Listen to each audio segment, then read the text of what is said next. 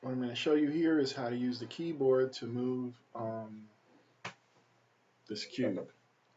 So first of all, I'm playing here what we're going to do, and I got the arrow keys to move forward and back, and to rotate. Okay, so we press stop, and what I'm going to do is I'm going to make a new scene. So we're starting from an empty scene over here. And first I'm going to add some of the primary simple 3D object shapes like a plane. This is a flat surface. I have the mouse, the left mouse, and the Alt key to do this right here. Left mouse and Alt key to do this. And I just want you to notice that these arrows over here, the colors of them, they match these over here. This is like showing me which dimension we're on. So the blue and the red, that's the X and the Z, and the Y is up and down. And if I use the hand, I could move the scene around like this. If I use the arrow, then I basically have to select something, one of the objects in the scene, and I can move it up or down. Okay? If I use the rotate, then I could rotate. And I could pick which axis I want to rotate on. If I pick the red or the blue, you know. And then this one here, this is the scale. And then this is, the plane is a flat surface. See, if I look at it from under, like right there, it's like literally flat, and it only renders on the top. It doesn't render from the bottom. So always look at it from the top. And I could make this like, you know, longer or wider. This one, I don't know. I didn't play with it yet. Anyway, so I got a plane in there, and I'm really just putting a plane so I could have some shadow to show me where the cube is, to have something that it could relate to. And now with hierarchy, the cube selected, I'm just going to move the cube up. See how it has a, put it right through the ground, or right here, move it up so you can see it. And I just want to make sure that the camera in my scene is looking the same way that I'm looking. So I'm going to select the camera in hierarchy, and then I say game object, line with view. Bam. Okay. So I have my two objects in the scene. I didn't add any code yet. If I press play, then it switches from the scene window to the game window, and it changes the background color of Unity. And right now I'm pressing the keyboard, nothing happens. I didn't add code to read the keyboard yet. So now I'm going to add some code to read the keyboard, and save time. I kind of already added the code, but let me show you how you add a script. If I wanted to add a script to the cube object, it's highlighted right there, selected the cube object. In the inspector window, this is everything about that cube object. There's already a lot of properties there. For example, its position in the scene, which I'm going to reset to 0, 0, 0, because the position here is a little off from 0. And just reset the position to 0, 0, 0. And yes, I do want to move it up from there a little bit so you get a shadow. And let's scroll down, and I click this add component button, and I want to add to the cube a script. So I can write some code. So I can call it whatever, my script, you know. Bam. And I press enter, and now here the cube has my script as part of its properties. So let me open up this new script I just made. I just created a file, but there's really no code for it. So here is what you see when you open up a brand new script file, is just this basic stuff here. And this is opening up using Microsoft Visual Studio, and the language that it's using is C#. So this is the language that's it's using that we're going to code this code behind stuff with. And right now I'm just adjusting stuff because what I wanted to show you is that things have a scope. So first there is the public class. So my script, it all becomes part of a class. An important thing to remember is that the name of the script and the name of the file, they have to match. Okay? So that's one thing Unity is going to require, is that the name of the script and the name of this class, they have to match. Then I just line up the brackets so that I can see that everything I type inside these brackets will be part of my class. My script will be part of my script. And by default, Unity put two functions here. It put this function called start, and I like to put like the scope of the function that's private. When something's private, that means only things inside these brackets can see what's inside these brackets. It's something that's like in scope only within the brackets here of the class. When we get public, I'll explain it better. And then here's the update function. So start function happens just when the game starts running. Then the start function will happen, and it'll happen one time.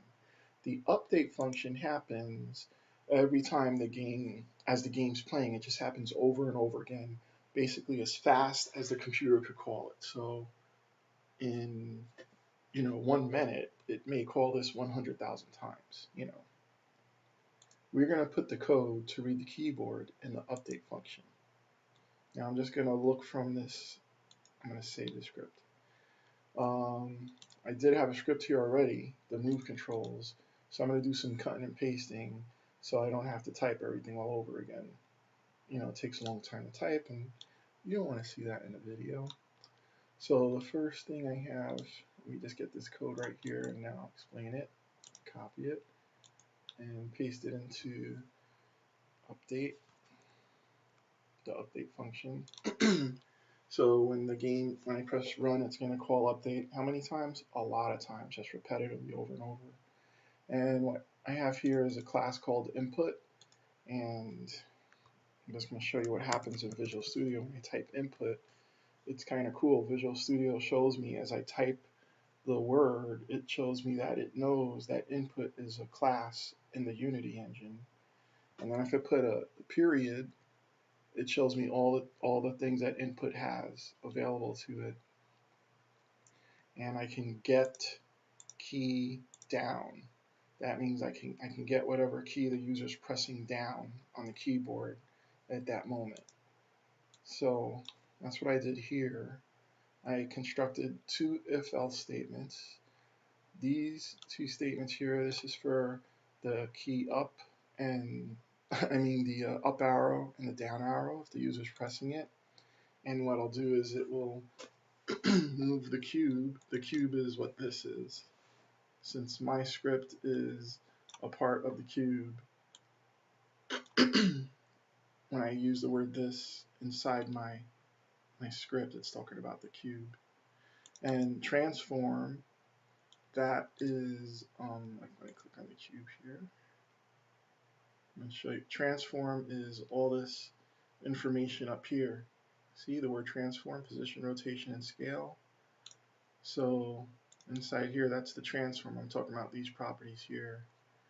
And translate is a command to adjust the positions.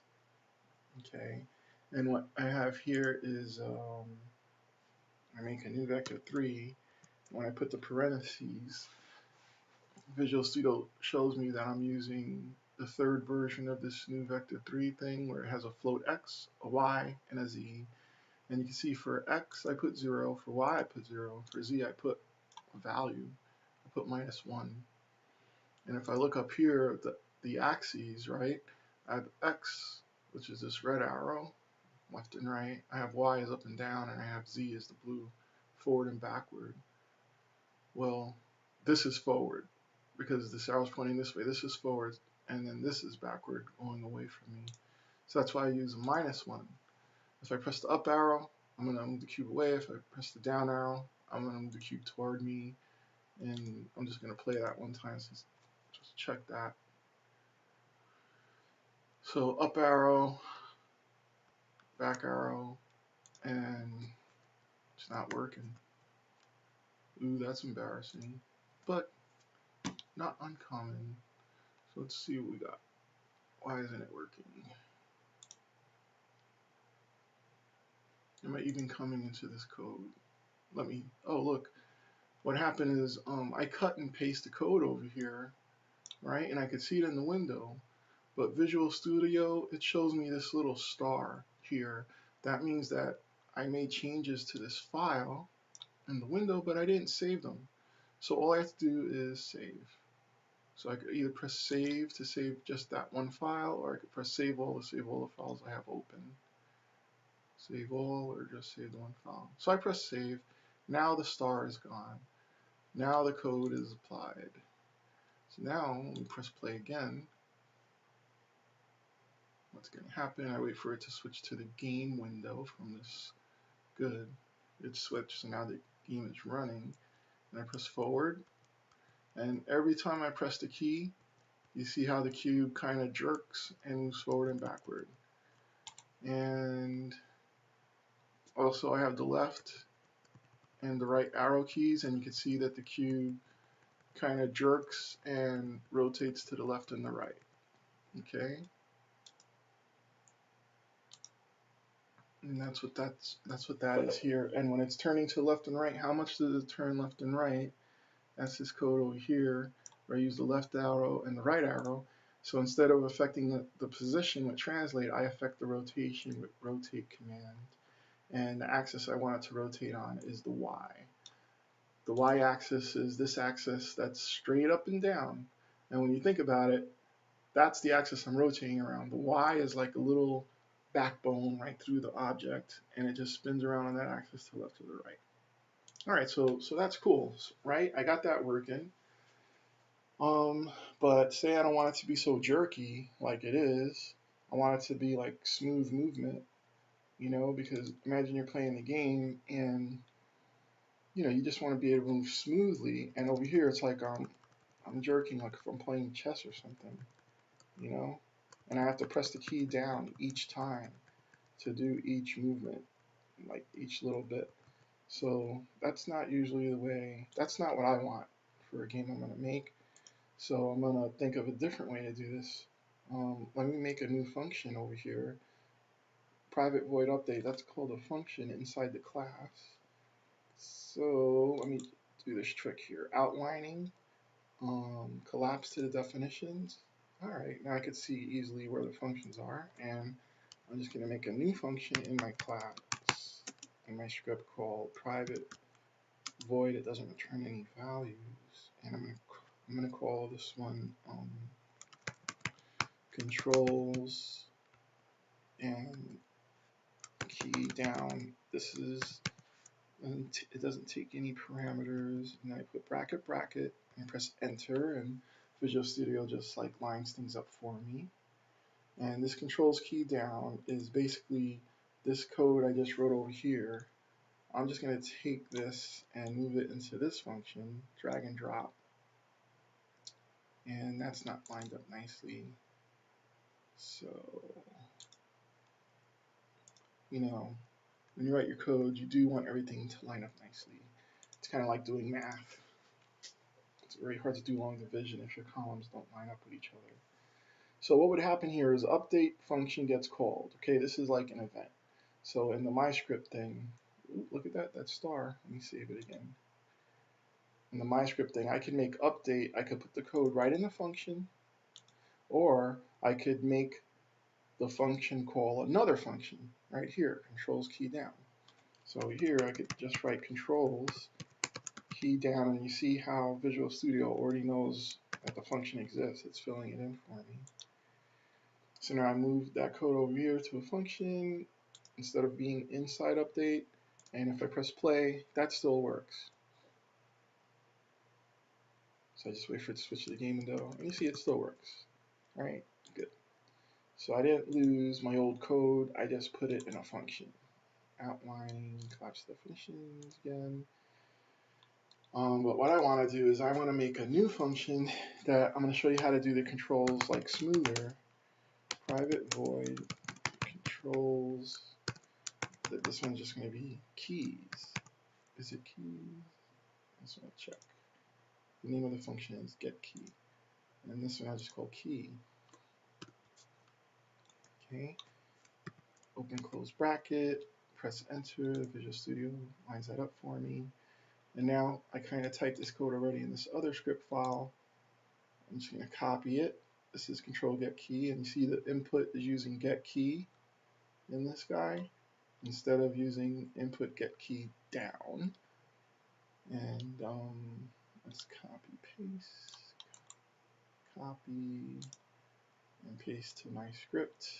Control get key, control V.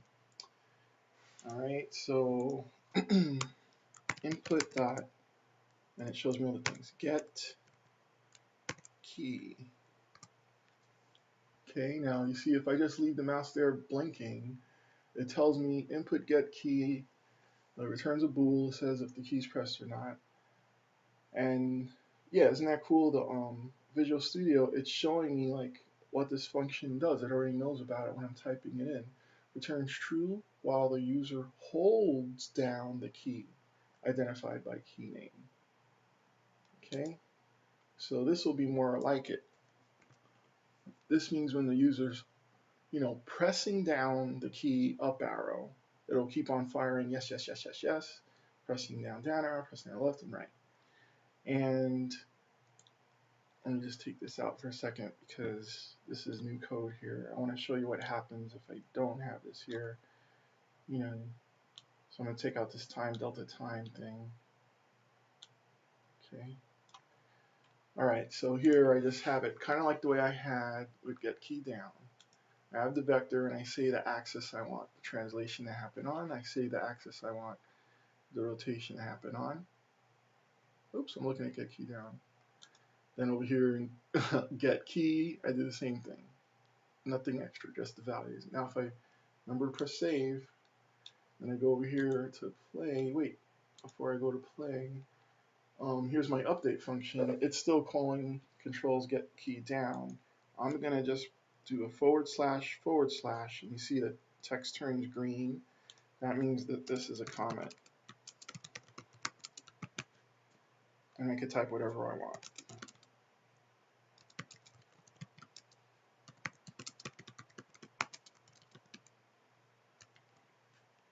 And you wonder, why would you want to do that?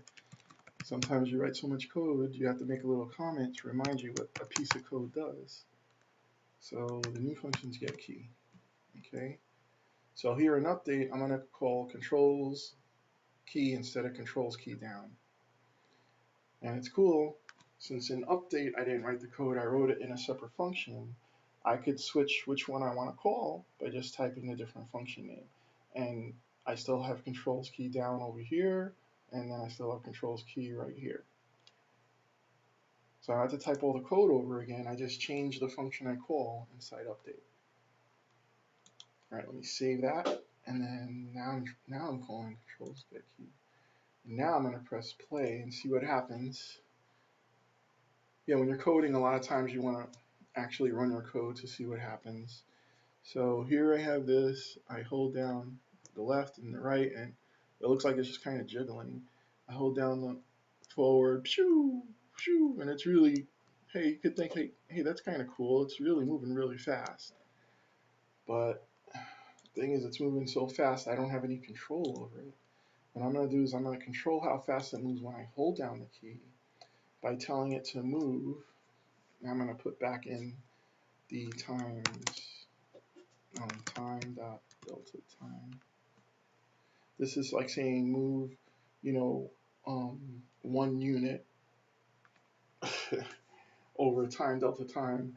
Just think of it like this. Somebody has a really, really fast computer. Then when, you saw how fast it works on my computer. I held the key down and the thing went pew, pew, as fast as it did. But say somebody has a super, super fast computer from the future and you press the forward key and it moves so fast you don't even see it move. It's like the Flash. What I want to do is no matter how fast a person's computer is, I want it to move at the same speed, So what I'm going to do is I just multiply whatever the value is times time delta time. So for the position here, times time delta time. for the position here times time dot delta time, and spell it right. And then over here, this is rotation, same thing, times time dot, oh gosh, yeah, time dot delta time. And over here, time dot delta time. Okay. Now when I press play, what's going to happen is, did I press play? Did I save it? Okay, I saved it. There's no star. Go back over here. Now I press play. It's going to switch from the scene window to the game window. Game window. Alright, so now let me try the arrow keys again. Forward. Oh, it's moving way slower, right? And rotate. It's moving slower, but at least I could see it rotating. Now the thing about when I use time delta time, it will move at that same speed that you're seeing right now on every computer, no matter how fast the computer gets. You know. So say when it was moving forward and backward, I wanted it to move a little bit faster for everybody. I could change this number from -1 and 1 to -5 and 5 for position. So instead of moving 1 unit, it's going to move like 5. So I'll wait for it to switch to the game window. Okay. And now, see, it's moving a little faster. Okay. And I keep doing that until I find like the speed I want it to be at. And I can do the same thing with rotation.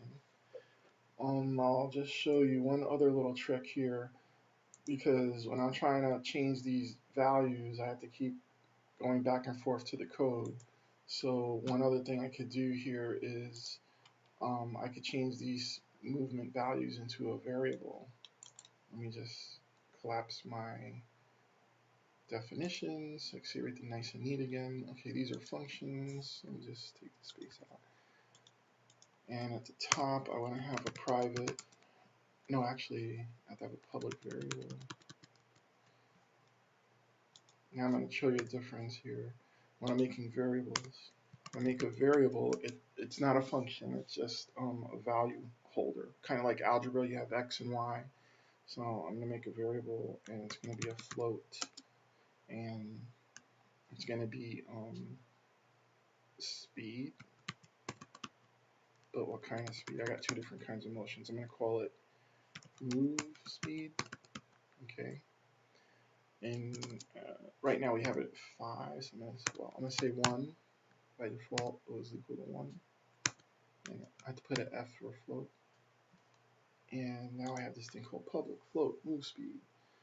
Now, this is what I did in the script for the cube. So what happens over here in the window? Did I save it? Yeah. I'm expecting to see something go back to this window. Okay, so I have my cube selected, and here's my script. But now that variable move speed, you see how it shows it here and it shows a 1? That's what I was trying to do. So anytime in your script you make a public variable, it's going to be something that you can see here in Unity without going to the code.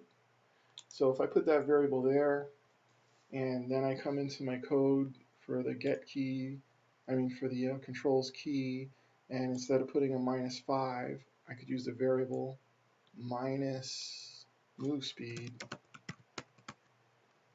And I spelled it wrong, but thanks to IntelliSense, I could just pick the right spelling.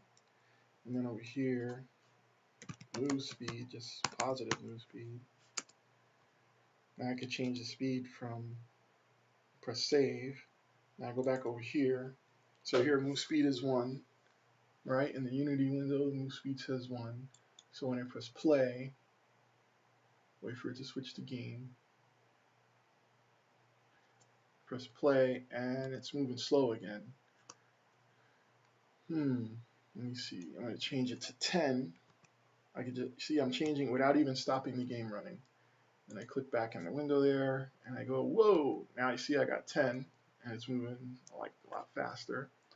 And I could either type the number in, or I put my mouse over the word and just scroll my mouse back and forth. You see that? So in case you kind of like really playing around, you could do it two ways to change the values in the inspector. You could just use the mouse on the word back and forth, or type the number.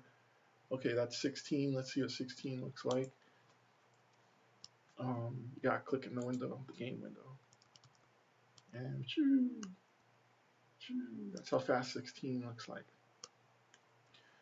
Okay, so now here it says 16. Now I'm gonna press stop the game, and it goes back to 1.